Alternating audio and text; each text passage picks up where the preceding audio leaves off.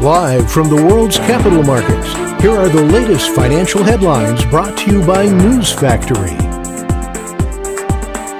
Hello and welcome to Thursday's Daily Financial Digest.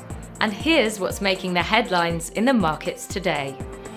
The Bitcoin dollar pair skyrocketed 3.3% in the last session. The Williams indicator is giving a positive signal. The euro dollar pair made a minor upwards correction in the last session, gaining 0.2%. The MACD is giving a positive signal. The last session saw the pound gain 0.4% against the dollar. According to the Williams indicator, we are in an overbought market. The Aussie dollar price remained largely unchanged in the last session. The ROC is giving a positive signal.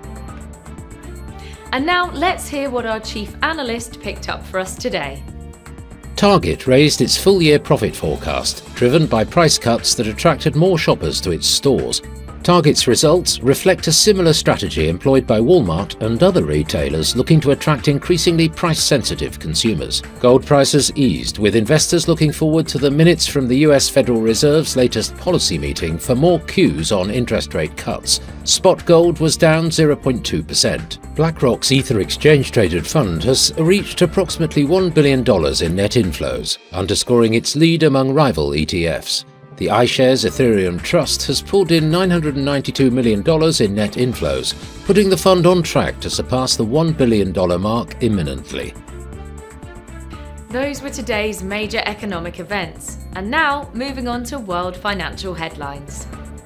The UK's GfK consumer confidence will be released at 23:01 GMT. The Belgian Consumer Confidence Index at 9 GMT. The Eurozone's consumer confidence at 14 GMT. The US initial jobless claims will be released at 12:30 GMT. The US continuing jobless claims at 12:30 GMT. Japan's Jibun Bank Manufacturing PMI at 0:30 GMT. We hope that you've enjoyed Thursday's Market Outlook. On behalf of all of us here, we wish you a productive trading day. Be sure to join us tomorrow morning for the latest news and events from the financial markets.